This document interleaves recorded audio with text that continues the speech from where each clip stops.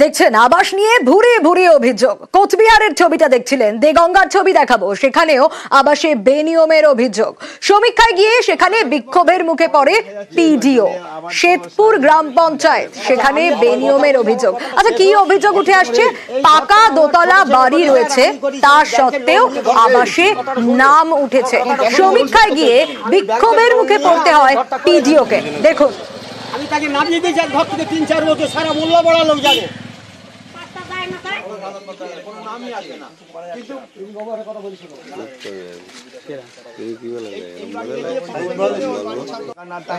আমার দুটো ছেলে অসুস্থ, যেখানে আমি অসুস্থ, আমার বাঁচোকে আমি দেখতে পাই না, আমার হার্টের প্রবলেম। পরে দেখা যাচ্ছে যদি আবার তো সার্ভে হবে তখন দেখা যাবে। আচ্ছা, আমি একটা কথা বলি, আমার কথাটা শেষ হোক। ঘরটা তো আমার এই ঘরটা আমার ছোট ছেলে করেছে আর আমি করেছি। আমি ব্যাংকের লোন নিয়ে ঘরটা করেছি। কথাটা শুনবে, আমার কথাটা শুনুন। লোন শোধ করতে হবে। আমি ব্যাংকের লোন নিয়ে আমি এই ঘরটা করেছি।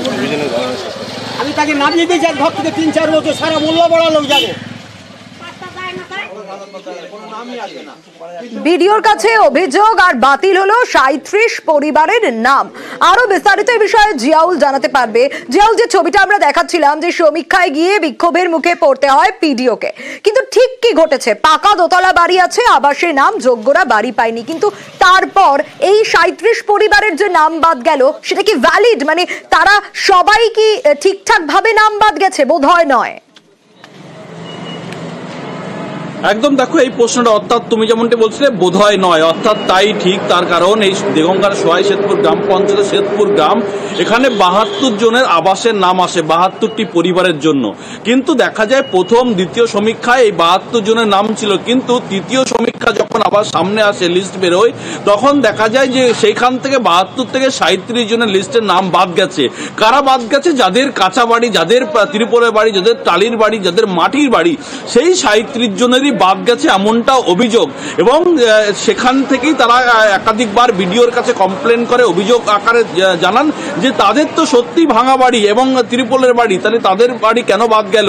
এবং যাদের বাড়ি বাদ গেল না, তাদেরকেও কারোর একতলা বাড়ি, কারো দুতলা বাড়ি, কেউ একাধিকবার সরকারি সুযোগ সুবিধা পেয়েছে, আবাসের মতন একাধিক সুযোগ সুবিধা তারা পেয়েছে, কিন্তু তাদের নাম রয়ে গেল। কিন্তু ৩৭ জন যারা গরিব মানুষ, যাদের ভাঙাচোরা বাড়ি, তারা কিন্তু পেল না। ফলে তারা বিডিওর কাছে কমপ্লেন করেন, বিডিও ইনকোয়ারি টিম পাঠান এবং সেখানে এই পিডিও যখন যায় ঘটনাস্থলে, তারা সমস্ত ৩৭টি পরিবারের সঙ্গে কথা বলেন এবং দেখেন তাদের বাড়ি শর্মের গিয়ে। কিন্তু তিনিও স্পষ্ট করলেন, সত্যিতে ৩৭ জনের যে নাম কেটে বাদ গেছে, সেটা তো বাদ যাওয়ার কথা নয়, এরা তো অধিকাংশ এখান থেকে পাওয়ার কথা, কিন্তু কে বাদ দিলেন? একদম, এটাই সব থেকে বড় প্রশ্ন জিয়াউল, কে বাদ দিলেন? বেশ, যার সাধ্য বাড়ি তারা পাচ্ছে, আমরা গরিব আমরা পাচ্ছি না। কতবার পেয়েছে তারা? তারা কেউ পেয়েছে ২বার, কেউ পেয়েছে ৩বার, কেউ ঘরের টাকা পেয়ে ঘর করেও নি, ঠিক আছে, টাকা খেয়ে নিয়েছে, এরকমও আছে আমাদের পাড়ায়। যারা গরিব মানুষ পাবার উপযুক্ত, তাদের নাম বাদ দিয়েছে।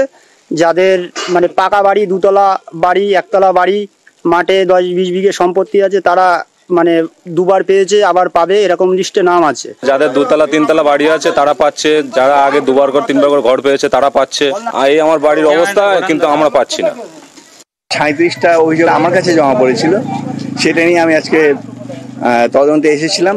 ফিল্ড ইনকোয়ারি করে দেখলাম যে অভিযোগগুলো মোটামুটি যেগুলো পাওয়া গেছিল সেগুলো মোটামুটি ঠিকই আছে। সেই বেসিসে আমরা স্টেপ নিয়েছি। পাওয়ার যোগ্য নয়, তারা পাচ্ছে। এই অভিযোগটা এদের প্রত্যেকের মধ্যেই দেখলাম, বেশিরভাগ মানুষের ক্ষেত্রেই দেখলাম একই অভিযোগ। তাদের লিস্টে নাম আসেনি, নেই। যদি তাদের লিস্টে নাম থাকতো তাহলে আমরা তাদেরকে পাইয়ে দেওয়ার ব্যবস্থা করে দেওয়া যেত, কিন্তু লিস্টে নাম না থাকলে আমরা কিছু করতে পারছি না। পাচ্ছে না, এই কথাটা বললে আমি মানতে পারছি না। হয়তো চোখের অগোচরে হয়তো ২-৫টা নাম আমাদের এন্ট্রি নাও হয়ে থাকতে পারে। আমরা চাই প্রত্যেক মানুষের মাথার উপরে, যাদের বাড়ির অবস্থা খারাপ, ঘরের অবস্থা খারাপ, তাদের সবার মাথার উপরে ছাদ হোক